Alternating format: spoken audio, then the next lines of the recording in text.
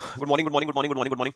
तो दोस्तों हम लोग फ्राइडे को हम लोग की क्लास नहीं हुई थी, तो फ्राइडे वाली आज क्लास करते हैं और हम लोग का जो शेड्यूल रहेगा इस वीक की 3 क्लासेस, तो बजाय 3 की इस वीक में हम लोग को 4 क्लासेस कवर करनी है। ओके, स्टार्ट करना सेशन को। आई होप यार आपने जितना भी प्रॉपर आप लोग नोट्स बना के चल रहे होगे, ठीक है। और किसी भी तरीके की आप लोग लेट लतीफी मत करना मेरे दोस्त नोट्स बनाने में।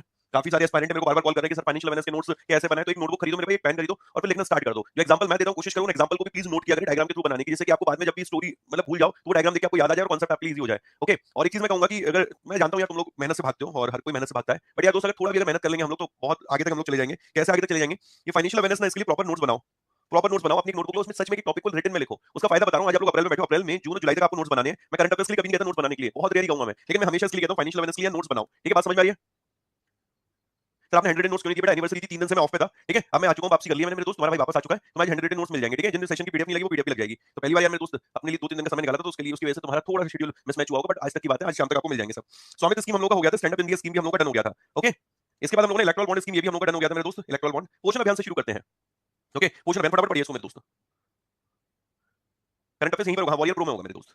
बैच बता दे रहा हूं, ग्रुप बता दे रहा हूं, ग्रुप है ये warrior pro batch 2022। Okay, warrior pro batch Telegram पे आपको सर्च करना है, warrior pro batch 2022। More than 4500 इसमें एस्पायरेंट आपको मिलेंगे। बिना स्पेस दिए सर्च करना, WRIOR PROBATCH 2022 लिखना, उसमें आपको मिल जाएगा, इसको ज्वाइन कर लेना। स्वामित्व नहीं हुआ था मुझे लगता है, बेटा नहीं हो गया, ठीक है। प्रॉपर्टी राइट वाला नहीं हुआ, वो करा देंगे, कोई दिक्कत नहीं। स्वामित्व नहीं हुआ, स्वनिधि हुआ, चलो वो देख लेंगे। अभी पहले इसको कवर करो फटाफट।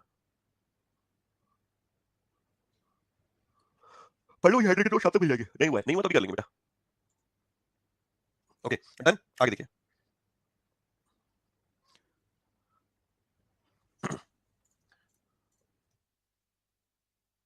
5 या 500 बच्चे हो चुके हैं उस वाले टेलीग्राम ग्रुप में, लिंक है ये, बट लिंक से आप डायरेक्ट यहाँ से जा नहीं पाओगे। लिंक कॉपी कर लो, इसको वहां पर सर्च कर लेना, ठीक है, डाल के। उसमें कोई फोटो नहीं लगा हुआ है। Please hide yourself, just wait.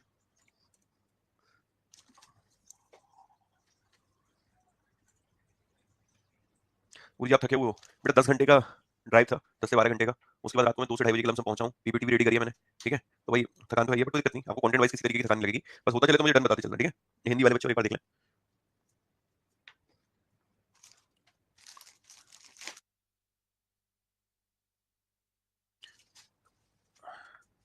अब जरा ध्यान से समझना, तो इस न्यूज़ को मैं और बेहतर तरीके से इसलिए एक्सप्लेन कर पाऊंगा क्योंकि अभी मेरी बेटी का जन्म हुआ है। तो माँ के लिए और बच्चे के लिए मेरे दोस्त खाना बहुत जरूरी है। मतलब खाना भी ऐसा जो न्यूट्रिशन मतलब जो पोषक तत्व होते हैं ना, खाने में बड़े जरूरी है। मैगी चाउमीन नूडल्स नहीं, दूध होना जरूरी है, दही होना जरूरी है, चाय जरूरी है मेरे दोस्त। खाने पीने की चीजें बेहतर होना बहुत जरूरी है। आप कहोगे ऐसा क्यों? जब जब एक औरत जन्म देती है प्रेगनेंसी के दौरान, उसको ना मेरे दोस्त उसके शरीर में काफी हार्मोनल चेंजेस हो रहे होते हैं। और जब हार्मोनल चेंजेस होते हैं तो उसको अलग कुछ चीजें ऐसी होती है जो अच्छी नहीं लगती, कुछ चीजें ऐसी होती है जो अच्छी लगती हैं। उस दौरान ये बहुत जरूरी है कहीं ना कहीं उन सारी चीजों को जरूर उनको इंटेक करना जो उनके लिए और उनके बच्चे के लिए बहुत जरूरी है। जब बच्चे का जन्म होता है तो उसका एक वेट होता है, अगर वो वेट नहीं है तो फिर उस वेट को गेन कराने के लिए बच्चा तो 6 महीने तक कुछ खा नहीं सकता। बात समझना, बच्चा तो कुछ खा नहीं सकता, बच्चा क्या करेगा? सिर्फ वो मां के दूध पे रहता है। बच्चे ब्रेस्ट फीडिंग होती है, मां का जो दूध होता है उसमें बच्चा रहता है। अब जब बच्चे मां के दूध पे रहते हैं तो जरूरी है कि जो मां खाएगी वही बच्चे को मेरे दोस्त फील होगा, वही चीज बच्चे के अंदर जाएंगी। तो जो वो दूध बन रहा है मेरे भाई, वो कहीं ना कहीं जो मां इंटेक करती है उनसे बनता है। तो कहा जाता है कि ड्यूरिंग प्रेगनेंसी या प्रेगनेंसी से पहले आपको अच्छा खाना चाहिए, जिससे कि मां और बच्चे दोनों स्वस्थ रहें। चाहे प्रेग्नेंट वीमेन की बात करें, चाहे स्तनपान कराने वाली महिला, लैक्टेटिंग मदर, जब बच्चा जन्म हो जाता है तो फिर उसके बाद जो स्तनपान करा स्तन मतलब दूध मेरे दोस्त पिलाया जाता है, ब्रेस्ट फीडिंग कराई जाती है। तो ऐसे में बच्चे को अच्छे तरीके से ब्रेस्ट फीडिंग कराई जाए। बहुत बार ऐसा भी होता है कि लोग वो पाउडर का दूध अगर बोले, लेकिन जैसे हम लोग सिंपल शब्दों में पाउडर का दूध बोलते हैं, ठीक है, और वो इंटेक कराते हैं, बट डॉक्टर भी उसके लिए मना करता है कि जितना ज्यादा आप बच्चे को मां का दूध लेंगे उतना बेहतर होता है। तो सरकार भी कहती है कि यार हमें एक पोषण अभियान लेकर आना चाहिए, जिससे जो लैक्टेटिंग मदर है या फिर जो स्तनपान कराने वाली महिला है या जो प्रेग्नेंट वीमेन है उनके लिए हम कुछ कर सकें। क्योंकि अगर बच्चे का जन्म होता है, बच्चे के जन्म में काफी मतलब बीमारियां भी रहती हैं, जैसे कि बहुत बार ऐसा होता है कि बच्चे का वेट बहुत कम होता है, लो बर्थ वेट होता है। बहुत बार ऐसा होता है कि बच्चे की हाइट नहीं बढ़ रही होती, स्टंटिंग एक प्रॉब्लम रहती है, ठीक है। जो लड़कियां होती हैं उनमें एनीमिया की कमी देखने को मिलती है, खून की कमी देखने को मिलती है, काफी कुछ होता है। तो उसको लेकर पोषण अभियान लाया गया है। ओके, मिल्क, घी, फ्रूट, मूंग दाल, दलिया, मेरे दोस्त ये सारी चीजें हैं, लेनी होती है, ठीक है। अब जरा समझते हैं पहले ये योजना है क्या, ठीक है। असल में इससे पहले मैं इस योजना को पढ़ता था, इस योजना को मैं फील करता हूं, ठीक है, कि कितना जरूरी है कि मां के लिए बेहतर खाना मेरे दोस्त। जरा समझना, prime minister overarching scheme for holistic nutrition इसका नाम है, ठीक है। Prime minister's overarching scheme for holistic nutrition इसका नाम है, या इसको हम पोषण अभियान भी कहते हैं, या फिर इसको हम लोग नेशनल न्यूट्रिशन मिशन भी बोलते हैं। क्या बोलते हैं बेटा? ठीक है, तो मैं prime minister overarching scheme for holistic nutrition, ठीक है, पोषण अभियान या नेशनल न्यूट्रिशन मिशन बोलते हैं। ये गवर्नमेंट ऑफ इंडिया का एक महत्वाकांक्षी प्रोग्राम है, किस चीज के लिए? जो न्यूट्रिशनल आउटकम्स है बच्चों के अंदर, प्रेग्नेंट वीमेन के अंदर, लैक्टेटिंग मदर्स के अंदर, उसको इंप्रूव करना, ठीक है। उसको फार्मूला मिल्क बोलते हैं, वैसे वो समझ में ना इसलिए मैंने बोल दिया कि हाँ भाई पाउडर का दूध है, ठीक है, तो ये समझ में आ जाए। तो ये कि pregnant women, children, lactating mothers में न्यूट्रिशनल आउटकम्स को इंप्रूव करने के लिए इस प्रोग्राम को लेकर आया गया था। समग्र पोषण के लिए प्रधानमंत्री की व्यापक योजना या फिर पोषण अभियान या फिर राष्ट्रीय पोषण मिशन बच्चों, गर्भवती महिलाएं या फिर स्तनपान कराने वाली माताओं के लिए पोषण जो पोषण परिणाम है उसमें सुधार लाने की भारत सरकार का एक प्रमुख कार्यक्रम है। ठीक है भाई, आगे समझना। इसको प्राइम मिनिस्टर नरेंद्र मोदी जी के द्वारा 8 मार्च 2018 को लॉन्च किया गया था, इंटरनेशनल वीमेंस डे वाले दिन। कहां से? राजस्थान के झुंझुनू से। ओके, कहां से? राजस्थान के झुंझुनू से। ये नेशनल न्यूट्रिशन मिशन का टारगेट क्या था 2022 तक? इसका टारगेट पे हम लोग चर्चा करेंगे, फिर इसका पार्ट 2 बाद में करेंगे। अभी ध्यान दीजिएगा, एक है स्टंटिंग। स्टंटिंग मतलब पौनापन। Okay, stunting. अंडर न्यूट्रिशन मतलब भाई कुपोषण मेरे दोस्त, अंडर न्यूट्रिशन। एनीमिया भाई खून में कमी, ये बच्चों में या फिर वीमेन में जो एडोलसेंट गर्ल्स होती हैं, ओके, उनमें देखने को मिलता है। एंड लो बर्थ वेट, ये बहुत ज्यादा देखने को मिलता है, लो बर्थ वेट। ओके, तो यहां पर इनका टारगेट है 2% तक इसको कम करना था, अंडर न्यूट्रिशन को 2% तक कम करना था, 3% तक यहां पर एनीमिया को कम करना था, और 2% तक मेरे दोस्त पर एनम हर साल लो बर्थ वेट को कम करना यहां पर टारगेट रखा गया था। पोषण अभियान का यहां तक कोई दिक्कत है? यहां तक कोई दिक्कत?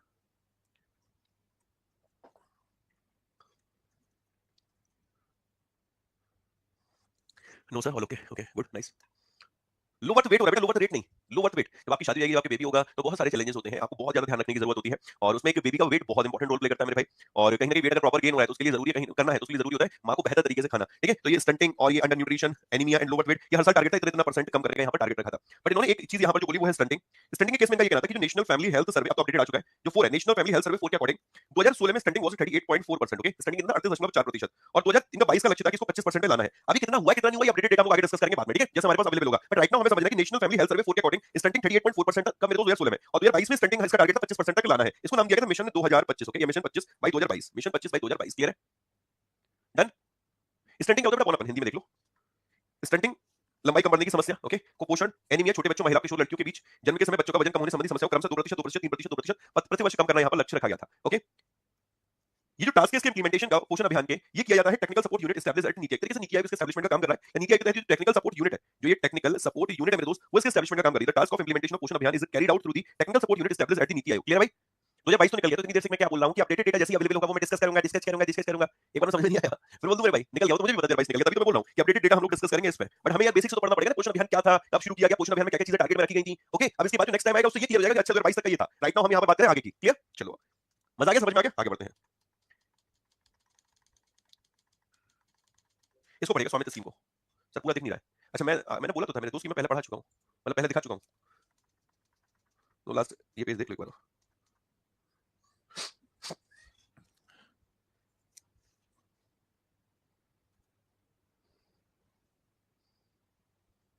डन हो जाना तो फिर भाई बता देना एक बार, डन हो जाओ,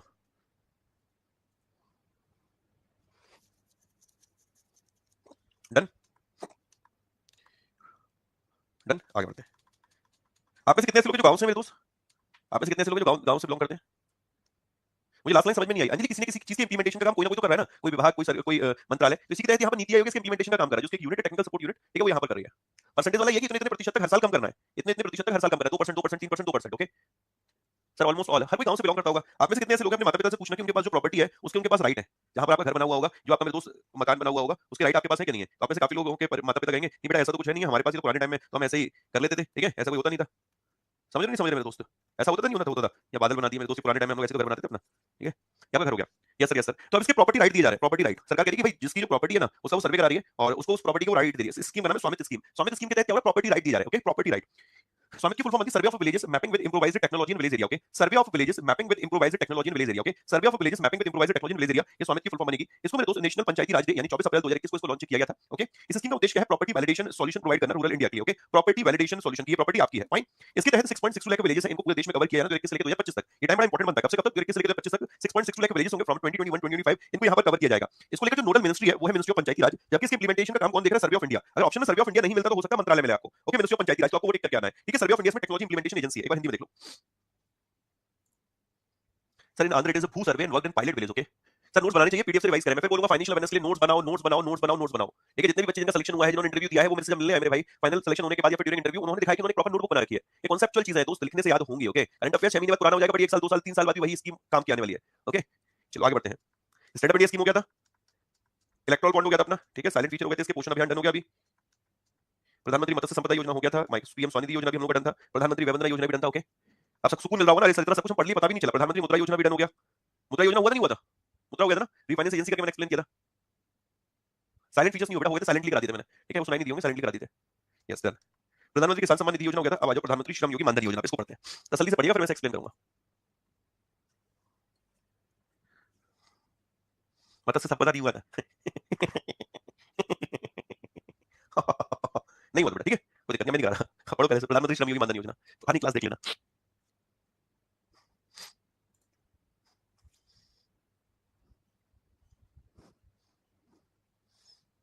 डन हो जाए मुझे लिख देना बेटा, डन,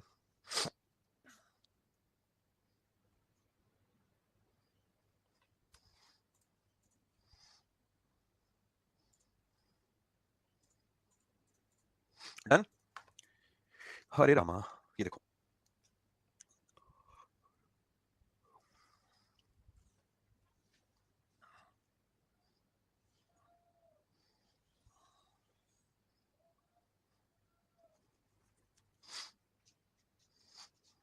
डन। सिर्फ रीड कर रहे हो कि समझ भी रहे हो, क्यों मैं चौधरी हूँ?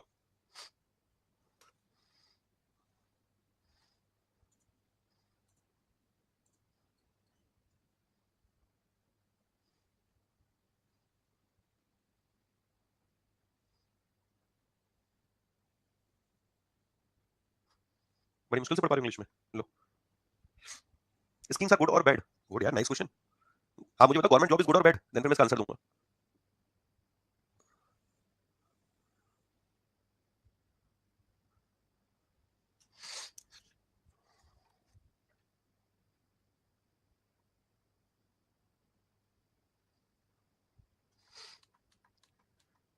एक बार हिंदी वाले बच्चों देख लो। बिल्कुल अटल पेंशन योजना जैसा ही है मेरे दोस्त, अनऑर्गेनाइज्ड सेक्टर वर्कर्स के लिए 18 से 40 उम्र का व्यक्ति एलिजिबल है। यहाँ पर इन्होंने कुछ एक दो क्लॉज और डाल दिए हैं, वो ये है कि 18 से 40 वर्ष के बीच का होना चाहिए और 15,000 या उससे कम उसकी मासिक आय होनी चाहिए। ठीक है, ये वाला एक पॉइंट डाले, इसको समझते हैं। 5 मार्च 2019 को प्राइम मिनिस्टर नरेंद्र मोदी जी ने प्रधानमंत्री श्रम योगी मानधन स्कीम को लॉन्च किया था और ये योजना को लॉन्च किया था गुजरात के वस्त्र से। आप कहोगे सर क्या गुजरात का वस्त्र पूछेगा, तो मेरे भाई ये पूछा गया था, एक योजना से संबंधित क्वेश्चन आया था कि उस योजना को कहां से लॉन्च किया गया था। तो आपको याद रखना है, प्रधानमंत्री श्रम योगी जो मानधन स्कीम है, इसे गुजरात के वस्त्र से लॉन्च किया गया था और 5 मार्च 2019 को इसको लॉन्च किया गया था। ये भी अनऑर्गेनाइज्ड वर्कर्स के लिए है, एक old age protection scheme, pension scheme. Minimum जो पेंशन मिलती है वो हर एक सब्सक्राइबर को मिलती है यहाँ पर 3,000 रुपए पर मंथ। इसमें कोई ऐसा नहीं 1,000 2,000 3,000 4,000 5,000, इसमें एक लाइन है बस, 3,000 रुपए पर मंथ पेंशन मिलती है 60 साल उम्र कंप्लीट होने पर। अब हुआ क्या, किसी व्यक्ति है मिस्टर एक्स है मेरे दोस्त और उनकी है मिसेस एक्स है, ठीक है। अब हुआ कि मिस्टर एक्स आउट हो गए, अब आउट हुए थे 60 साल के बाद, तो क्या मिसेस एक्स को पेंशन मिलेगी? तो आंसर बनता है यस। भाई कितनी पेंशन मिलेगी? 3,000 इसको मिलती थी, तो इनको यहाँ पर पत्नी जी को या फिर जो स्पाउस होगा, पति का पत्नी, पत्नी का पति, उसको बेटा 50% पेंशन मिलेगी। तो during the receipt of the pension, यानी कि भाई 60 वर्ष कंप्लीट होने के बाद अगर सब्सक्राइबर की मृत्यु हो जाती है तो जो स्पाउस है, पति का पत्नी, पत्नी का पति, spouse of the beneficiary shall be entitled to receive 50% of the pension received by the beneficiary as a family pension. और फैमिली पेंशन भी सिर्फ स्पाउस के केस में एप्लीकेबल है। क्लियर है? एलिजिबिलिटी क्राइटेरिया यहाँ पर 18 से 40 उम्र होनी चाहिए, कम से कम 18, अधिकतम 40। मंथली इनकम जो है वो 15,000 उससे बिलो होनी चाहिए। आपकी मंथली इनकम 15,000 से कम है तभी आप एलिजिबल है, तभी इस योजना में एनरोल करा सकते हैं। ओके डन, कोई दिक्कत? यहां तक क्लियर? अब देखो इंटरेस्टिंग पॉइंट क्या है, जो एग्जामिनर ने क्वेश्चन पूछा था, जिसकी उम्मीद ही नहीं थी, वो क्वेश्चन पूछ लिया। इन्होंने कहा कि एलिजिबल कौन है, तो एलिजिबल वो है जिसकी उम्र 18 है, 19, 20, 25, मतलब एक मैंने लिख दिया 30, 35, 40, मतलब 18, 19, 20, 22, 23, 24, 25, 26, मतलब मिनिमम 18 वाला, मिनिमम 18 वाला और मैक्सिमम जिसकी उम्र 40 वर्ष है वो इस योजना में एनरोल करा सकता है। क्यों भैया? यही है, यही है, यही है। अब 18 वाले को 60 साल होने तक 42 साल जमा करना है पैसा, इसको मेरे भाई 60 साल होने तक 41 साल पैसा जमा करना है, इसको बेटा 20 साल 20 मतलब 60 साल होने तक 20 साल जमा करना है, लेकिन इन सबको इक्वल अमाउंट जमा करना है। तो इसका मतलब ये है कि 18 वर्ष वाले की जो किस्त होगी वो छोटी होगी क्योंकि उसको ये 42 साल तक जमा करना है, ठीक है। 25 साल वाले की जो किस्त होगी बेटा इसको 35 सालों में जमा करना है, 35 साल वाले को यहाँ पर 60 साल होने तक यानी 25 साल में जमा करना है। यही पॉइंट है। 18 वाले जब 60 साल का हो जाएगा बेटा तब पेंशन मिलेगी। किस्तों में फर्क होगा, अमाउंट इक्वल है सबका, अमाउंट इक्वल है, बट इसको 42 सालों में जमा करना है इसलिए इसकी किस्त छोटी है, इसको बेटा 20 सालों में जमा करना है इसलिए इसकी किस्त ज्यादा है। यहां तक कोई दिक्कत? आराम से बताओ बेटा, यहां तक कोई दिक्कत? डन। अब एग्जामिनर ने क्वेश्चन पूछा था यहां पर कि ये जिसकी उम्र 40 वर्ष है, ओके, उसके लिए अमाउंट कितना है इसमें प्रीमियम का जो डिपॉजिट करना है, ये क्वेश्चन आया था। भाई अगर अटल पेंशन योजना होगी तो उसमें तो कैसे बताएंगे उसमें 1,000 2,000 3,000 4,000 5,000 5 तरीके की पेंशन है, बट यहाँ पर तो एक ही तरीके की पेंशन है, 3,000 रुपए पेंशन जमा करनी है। तो इन्होंने कहा 18 वाले को कितना जमा करना पड़ेगा? 40 वाले को। तो क्लियरली बोला है कि 18 वाले को जो 40 वाले को जमा करना है वो है 200 रुपए मेरे दोस्त। एक सेकंड रुकना।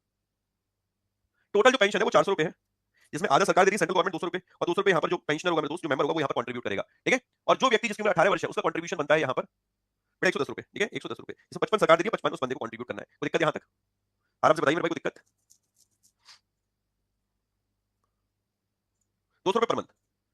अगर गवर्नमेंट पूछ रही है, सर मतलब एग्जामिनर पूछ रहा है आपसे कि ये बताइए कि दोनों का कंट्रीब्यूशन मिलाकर कितना है, तो आपका आंसर होगा 400 रुपए। लेकिन ये पूछ रही है सिर्फ पर्सन का कंट्रीब्यूशन, ठीक है, जो मेंबर्स मंथली कंट्रीब्यूशन वो कितना है? 200 रुपए। अब ये हर एक उम्र पे तो याद नहीं रखोगे आप लोग, हर एक उम्र पे याद रखोगे क्या? नहीं, हर एक उम्र पे याद नहीं रखना, आपको इस बात को समझना पड़ेगा। बात को दिक्कत बेटा यहाँ पर देख लो, 18 वाले के लिए कितना है? 60 साल तक वो पैसा जमा करेगा, 55 रुपए वो करेगा, 55 रुपए सरकार करेगी और टोटल मिलाकर 110 रुपए यहाँ पर टोटल मंथली कंट्रीब्यूशन बनेगा। टोटल मंथली कंट्रीब्यूशन इतना बनेगा, ठीक है। डन। 29 वाले के लिए भाई 60 साल तक 100 रुपए जमा करने होंगे इसको, ठीक है, मतलब 100 रुपए वो जमा करेगा, 100 रुपए सरकार करेगी, 200 रुपए कंट्रीब्यूशन, उसके कंट्रीब्यूशन में आधा सरकार दे रही है। 40 वाले के लिए यहाँ पर ये पूछा गया जिसकी उम्र 40 वर्ष है उसको मैक्सिमम कितना यहाँ पर इन्वेस्ट करना पड़ेगा? 200 रुपए मंथली कंट्रीब्यूशन उसका जाएगा। कोई डाउट है यहाँ पर? क्लियर नहीं हो पा रहा सर? अरे क्या क्लियर ना है पारा जी, बताइए क्या ना क्लियर है? जहाँ में समझ में आई बात का है। सिंपल सी जाने में यूं कही है कि भैया एक बात बताइए, या स्कीम को नाम क्या है? स्कीम को नाम है प्रधानमंत्री श्रम योगी मानधन योजना। अब मानधन योजना मतलब जामे है का पेंशन स्कीम है। अब पेंशन सरकार फ्री में तो बांटना रही, यूं कह रही है कि भैया जो मिस्टर एक्स है, ठीक है, इनकी उम्र अगर 40 साल है तो 60 साल उम्र होने तक इनके नाम का कंट्रीब्यूशन बनता है 400 रुपए पर मंथ। सरकार कह रही है 200 रुपए तू जमा कर, 200 रुपए मैं जमा करूंगा तेरे नाम से। इसमें कहना समझ में आ रहा है? बताइए आपको रिसीव होगा बेटा कंप्लीट अमाउंट, आपको रिसीव होगा कंप्लीट अमाउंट। आपको तो बेटा 3,000 रुपए पर मंथ मिलेगा ना, आपको तो 3,000 पर मंथ पेंशन मिलेगी 60 साल होने पर। इसकी 50% से मतलब क्या? आपको ये तो आपका प्रीमियम अमाउंट है ना, आप ये समझो ये तो आपके प्रीमियम अमाउंट है, ठीक है। आपको तो 3,000 रुपए पर मंथ पेंशन मिलेगी ना 60 साल होने के बाद। टोटल अमाउंट कितना? टोटल अमाउंट है नहीं यहाँ पर कोई, टोटल अमाउंट कोई है ही नहीं, टोटल अमाउंट है नहीं। यहाँ पर जो बात है वो सिर्फ ये है कि अगर कोई मिस्टर एक्स की उम्र 40 वर्ष है तो 60 साल तक यानी 20 साल तक कितना पैसा जमा करेंगे भाई? 400 रुपए। अब 400 रुपए में 200 रुपए सरकार देगी, 200 रुपए उनको देने हैं। अब यहाँ पर एक बात समझो, अगर मिस्टर एक्स की उम्र 18 वर्ष होती तो 60 साल होने तक इनको 42 सालों तक जमा करने पड़ते 110 रुपए पर मंथ, जिसमें सरकार 55 दे रही होती पर 55 आपको देने पड़ रहे होते, ठीक है। और 3,000 रुपए पर मंथ मिलते जब किसी की भी उम्र में से 60 वर्ष हो जाएगी तो वो 3,000 रुपए पर मंथ मिलना स्टार्ट हो जाएगा, जब तक जिंदा बेटा पेंशन मिलेगी। ओके, अब आगे देखना, ये क्लियर पॉइंट। मंथली इनकम आपकी 15,000 से ज्यादा नहीं होनी चाहिए। इस वाले पॉइंट को पढ़िए जरा, इसमें क्या बोला है कि जो प्रधानमंत्री श्रम योगी मानधन स्कीम है, ये केंद्र सरकार की योजना है, सेंट्रल सेक्टर स्कीम है, ओके? इसके एडमिनिस्ट्रेशन का काम ministry of labour and employment कर रहा है, इसे ध्यान से समझना। इसके एडमिनिस्ट्रेशन का काम कौन कर रहा है? सर इसके एडमिनिस्ट्रेशन का काम कर रहा है ministry of labour and employment, but इसके इंप्लीमेंटेशन का काम कौन कर रहा है? Life insurance corporation of India, okay? Administration का काम कौन कर रहा है? कौन सा मंत्रालय कर रहा है? लेबर एंड एम्प्लॉयमेंट, बट इसके इंप्लीमेंटेशन का काम कौन कर रहा है? Life insurance corporation of India and CSC e governance services India limited, okay? CSC e governance services India limited, ये इसके मेरे दोस्त इंप्लीमेंटेशन का काम कर रही है एलआईसी के साथ मिलकर, okay? Done. LIC will be the pension fund manager responsible for pension pay out. अब देखो, अब ये जो आप लोग प्रीमियम पे कर रहे हो, ये प्रीमियम पे कर रहे हो किसके पास जा रहा है? ये प्रीमियम जो 42 रुपए, ये मतलब 55 रुपए, 1 200 रुपए, 400 रुपए, 110 रुपए, किसके पास जा रहा है? एलआईसी के पास। ये जो फंड में पैसा जा रहा है, ये सारा पैसा फंड में जा रहा है मेरे भाई। अब उस फंड के मैनेजर मैनेजर कौन है? उसको मैनेज करने का काम किसका है? एलआईसी का। और कल को आपकी उम्र 60 वर्ष हो जाएगी तो आपको पेंशन देने का काम भी किसका? बेटा एलआईसी का। बात समझ में आ रही है? कोई दिक्कत? पढ़िए इसको बेटा।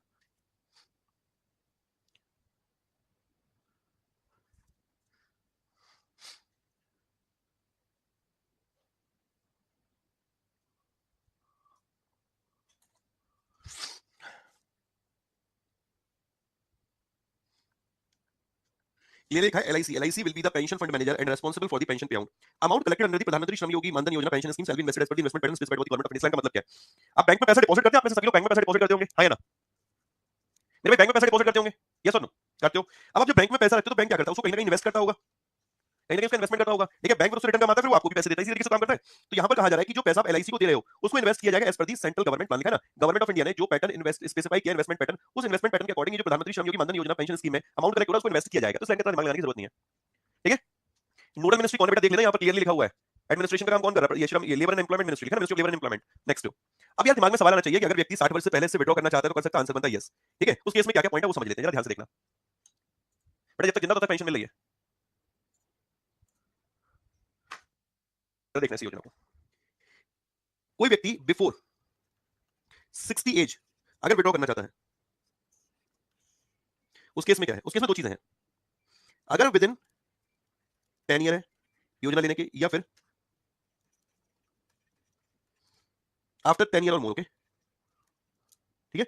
विद इन 10 ईयर या फिर आफ्टर 10 ईयर और मोर, ठीक है? दोनों ही केस में ये कि 60 वर्ष उम्र कंप्लीट नहीं हुई है, लिखा ना? बिफोर 60 ईयर से 60 साल उम्र कंप्लीट नहीं हुई है, बट वो चाहता है विड्रॉ करना इस योजना से, तो क्या निकल सकता है? हाँ या ना? हाँ या ना? निकल सकता है कि नहीं निकल सकता? इस न्यूज़ को पढ़ने के बाद आपको क्या समझ में आया? क्या वो निकल सकता है कि नहीं निकल सकता मेरे दोस्त? यस निकल सकता है, यस निकल सकता है, हाँ जा सकता है बेटा। वो विड्रॉ कर सकता है, इस योजना से बाहर निकल सकता है, तो आंसर बनेगा यस। ये आंसर बनेगा यस। इस केस में इसको क्या मिलेगा? तो पहला पॉइंट रीड करना। In case subscriber exit the scheme with a period of less than 10 year. मैं पहले वाले पॉइंट की बात कर रहा हूं। अगर कोई भी व्यक्ति 10 साल से पहले विड्रॉ कर लेता है, ओके, बेनिफिशियरी का जो शेयर ऑफ कंट्रीब्यूशन होगा वो यहां पर रिटर्न होगा। तो इसको क्या रिटर्न होगा?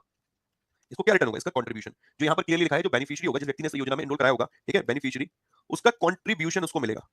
अभी 400 रुपए में से 200 रुपए जो उसने कंट्रीब्यूट किया था पर मंथ जो टोटल अमाउंट बनेगा वो यहां पर उसको रिटर्न कर दिया जाएगा, प्लस इंटरेस्ट के साथ, ओके? इंटरेस्ट। अभी जो इंटरेस्ट होगी, कौन सी इंटरेस्ट होगी? ये इंटरेस्ट होगी उस रेट से जो कि सेविंग बैंक में मिलती है। अब अगर बचत खाते में पैसा रखते हैं, सेविंग बैंक जो इंटरेस्ट रेट चल रहा होगा मेरे दोस्त, उस रेट के हिसाब से आपको पैसा लौटा दिया जाएगा। कोई दिक्कत है? कोई दिक्कत है? अगर कोई व्यक्ति 60 वर्ष से पहले इस योजना में विड्रॉ करना चाहता है, इस योजना से बाहर निकलना चाहता है, तो उस केस में क्या है? उस केस में ये पॉइंट है कि 60 वर्ष से पहले वो विड्रॉ कर सकता है। यस सर, बिल्कुल कर सकता है। अगर वो योजना एनरोल करने के 10 साल के भीतर अगर करता है, 10 साल के भीतर करता है, तो उसको उसका जो कंट्रीब्यूशन होगा वो रिटर्न हो जाएगा, कंट्रीब्यूशन, ओके? और कंट्रीब्यूशन रिटर्न होने के साथ उसको इंटरेस्ट भी मिलेगा, जो उसने पैसा जमा किया होगा वो यहां पर विद इंटरेस्ट मिलेगा। 55 जमा करेंगे तो उसी का सेविंग बैंक इंटरेस्ट मिलेगा। ऑब्वियसली यार बेटा उल्टी बात करते हो, ऑब्वियसली वही मिलेगा। और सेविंग बैंक इंटरेस्ट जो भी आपका कंट्रीब्यूशन होगा, उस कंट्रीब्यूशन पे बचत खाते के आधार पर जो ब्याज बनेगी वो आपको लौटा दिया जाएगा, ओके? डन। अब दूसरा केस, अगर किसी व्यक्ति ने यदि 10 साल के बाद, मतलब कि योजना में आज एनरोल कराया, योजना के 10 साल बीत गए पर 60 साल उम्र कंप्लीट नहीं हुई है, फिर वो वापस मतलब विड्रॉ करना चाहता है, तो उस केस में क्या होगा? पैसा रिटर्न होगा, यस पैसा रिटर्न होगा। उस केस में क्या होगा? बेनिफिशियरी का कंट्रीब्यूशन, यहां तक तो सेम है। बेनिफिशियरी का जो कंट्रीब्यूशन होगा, एक तो वो वापस होगा, प्लस इसमें दूसरी चीज केस में क्या बोला है कि जो कंट्रीब्यूशन के ऊपर इंटरेस्ट बन रहा होगा, इंटरेस्ट, ठीक है, ये जो भी प्रॉफिट बन रहा होगा,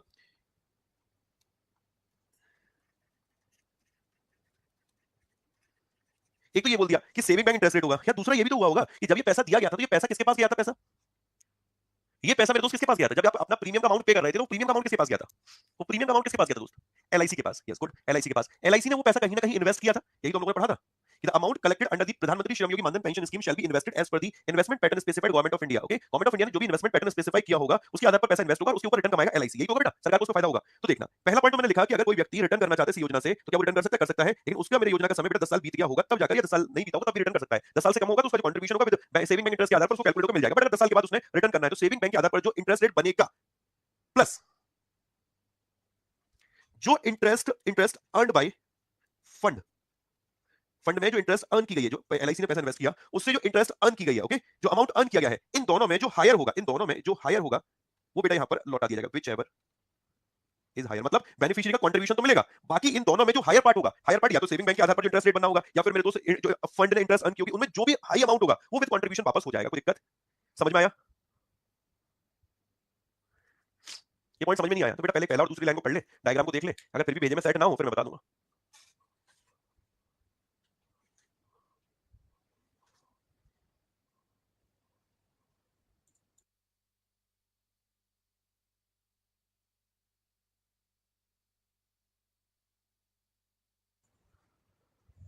60 साल पहले उसका डेथ हो जाए। अबे ये बता, हैं? पतंग मैंने अभी उड़ाई नहीं है, पतंग बांध ही रहा हूं अभी। सर पतंग वाली काटो ना सर, वाली पतंग काटो ना सर, वो वाली काटो ना सर, है? अबे बिना बिना उड़ाए कैसे काट दूंगा?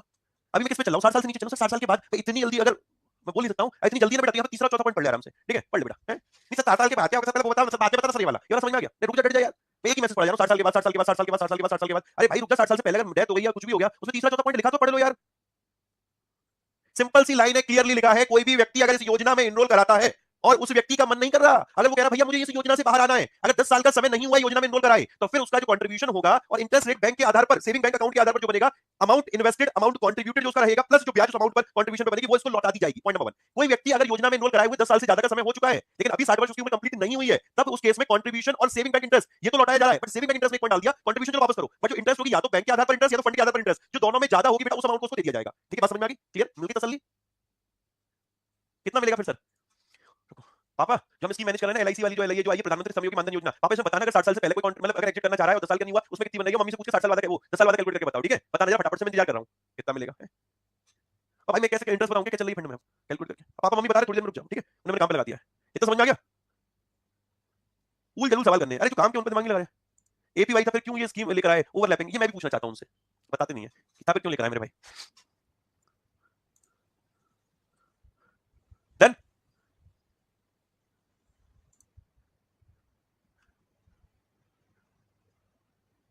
डन। हाँ चलो अब मेरे दोस्त, अब तुम्हारी बात, ठीक है? If beneficiary has given regular contribution, बंदा मस्त था, कंट्रीब्यूशन आराम से दबा के दे रहा था मेरे दोस्त, died due to any cause, किसी भी कारण उसका देहांत हो गया, his and her spouse will be, ये कब की बात हो रही है? 60 साल के बाद अगर मरेगा तो बेटा फैमिली पेंशन, भाई 60 साल के बाद अगर जाएगा तो फिर फैमिली पेंशन है, पारिवारिक पेंशन है, उसकी चर्चा हम लोग कर रहे हैं, वो तो हम लोगों ने पढ़ ली कि भाई पारिवारिक पेंशन क्या, फैमिली पेंशन क्या है। अगर कोई व्यक्ति 60 साल के बाद मरता है तब जाकर फैमिली पेंशन का पॉइंट आता है, ओके? लेकिन 60 साल से पहले मर गया था उस केस में क्या होगा, ठीक है? आप समझिएगा, अगर 60 साल से पहले कोई बेनिफिशियरी की डेथ हो जाती है तो उस केस में क्या होगा? उसके स्पाउस के पास ऑप्शन होगा, ठीक है? मिस्टर एक्स है, मिसेस एक्स है मेरे दोस्त, या तो ये चलेगा या तो ये चलेगा, ठीक है? योजना में दोनों ने भी इनरोल कर रखा था, इनमें से मेरे दोस्त जो स्पाउस होगा, जो नहीं गए, उनके पास ऑप्शन होगा, या तो योजना को कंटिन्यू करें, या फिर वो क्या करे कि जो अमाउंट कंट्रीब्यूट किया था उनके पति या पत्नी ने, प्लस उस पर जो इंटरेस्ट बनेगा या तो सेविंग के आधार पर या तो बेटा फंड के आधार पर जो हायर होगा उसे लेकर निकल ले। ये वाला तो एक पॉइंट है कि भाई कंट्रीब्यूशन, भाई कोई चला गया बंदा, स्पाउस चला गया, तो फिर जो बगल दूसरी मतलब उनके साथ वाली जो स्पाउस है बेटा जो जीवित है, ठीक है? उसके पास राइट होगा कि वो कंट्रीब्यूशन को इंटरेस्ट के साथ ले ले, ओके? इंटरेस्ट जो हायर कैलकुलेट हुआ होगा दोनों में बेटा वो यहाँ पर मिल जाएगा। बट दूसरा ऑप्शन ये है उनके पास कि जितना रेस्ट पीरियड बचता है उसमें कंट्रीब्यूशन वो जमा करें और उसके बाद फिर उनको यहाँ पर पेंशन मिल जाएगी, जो भी पेंशन मिलती 3000 रुपए पर मंथ मिलेगा। ये सिस्टम है भाई। जो रेस्ट अमाउंट बचता है कंट्रीब्यूशन का, आप पे करो, लिखा हुआ ना clear? A beneficiary has given regular contribution, okay, died due to any cause, payment of regular contribution or exit by the receiving the beneficiary's contribution along with accumulated interest actually earned by the fund or the saving interest whichever is higher। बात समझ में आ गई?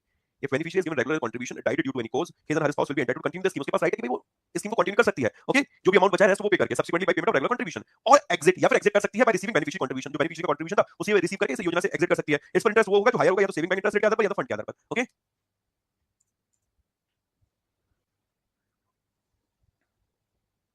Done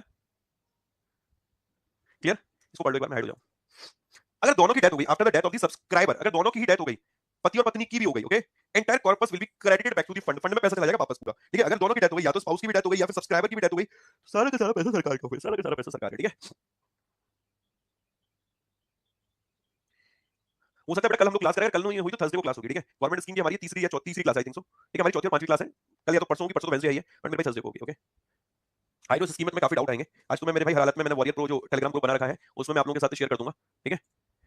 सारा का सारा वो एक मैं गूगल फॉर्म अभी तक दे नहीं पाया था, बट राइट नाउ 2-3 दिन का मैंने ब्रेक लिया है। आज फोर्थ बेटा हम लोग थर्ड कर लेंगे, फोर्थ फिफ्थ एक बार स्कीम बचेगी, एक बार क्लास करनी होगी, तो हमारी स्कीम खत्म हो जाएगी गवर्नमेंट स्कीम, ठीक है? आज के सेशन में थोड़ा छोटा रख रहा हूँ, ये आप देख सकते हैं ग्रुप है, ठीक है? वॉरियर प्रो बैच के नाम से आपको दिख रहा होगा, WRRIORPATCH, इसमें मैं आपको सारा इन्फॉर्मेशन सारा डेटा शेयर कर दिया करूंगा, ठीक है? जो भी अपडेशन वगैरह आएगी इस ग्रुप को आप ज्वाइन कर सकते हैं, ठीक है? वॉरियर प्रो बैच 2022, इसमें फोटो नहीं लगा हुआ, 4453 स्टूडेंट्स में एडेड है, okay?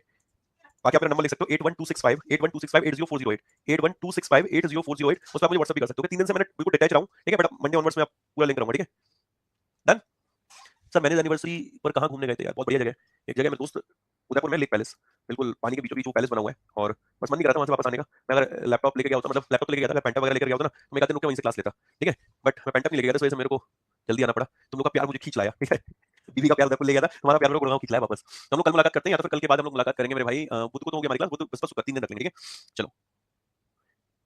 I know I am from Udaipur. Okay, नहीं बेटा, आज वाली जो क्लास थी ना, मैं तुम्हें बताऊं, मैंने सुबह 7 बजे का सेशन था, मेरी पीपीटी रेडी है, बिल्कुल पीपीटी रेडी थी, बट हुआ क्या, पौने 7 के लमसम एक पीपीटी, दो पीपीटी थी, ठीक है, दो क्या तीन पीपीटी थी, मैं बताऊं आपको, 15 अप्रैल तक मैं रिकॉर्ड करने वाला था, बट वो पीपीटी तैयार हुई थी, मैं रिकॉर्ड नहीं कर पाया था, तो मैंने उसमें 15, 16 और 17 तीनों को एक साथ करूंगा, तो मैं 17 के लिए डिटेल न्यूज़ तैयार कर ली थी, मैंने कहा वन लाइनर तो काफी है, डिटेल न्यूज़ पे काम करते हैं, तो मैंने डिटेल न्यूज़ तो तैयार कर ली, वो तो पीपीटी रह गई, दूसरी पीपीटी वो उड़ गई, वो डिलीट हो गई, पता नहीं कैसे गायब हो गई। अब मेरा मूड खराब, सुबह सुबह मैंने कहा यार क्या करूं, पीपीटी मिल नहीं रही, अब कैसे बच्चों को पढ़ाओ, बच्चे कहेंगे ये तो टाइम पास करने है, 32 मिनट की क्लास ली है, 30 मिनट की क्लास ली है, वैसे तो इतनी बड़ी बड़ी बातें करेंगे, ये वो सारी चीजें, मुझे रियलाइज हुआ यार ये गलत है, तो मैंने क्या किया, मेरे दोस्त उस पीपीटी को रिट्रीव कर रहा हूं मैं, कैसे भी अगर वो आ जाता डेटा सारा, उसके बाद फिर मैं 12 बजे का सेशन शेड्यूल किया है, तो मैंने दो पार्ट में करंट अफेयर्स को तोड़ दिया, 17 अप्रैल आज कवर करा के 15 और 16 का रहेगा, वो मैं 12 बजे कवर कराऊंगा, ठीक है। नंबर फिर से बताएंगे, ठीक है, चलो 8126580408, 818126580408, ओके। चलो एक बच्चे ने रात के 2 बजे फोन किया था, प्लीज 2 बजे मत फोन करना, कोशिश करना शाम को 7-8 बजे की कॉल कर लिया करो, ठीक है। बाय बाय, टेक केयर, दोस्तों।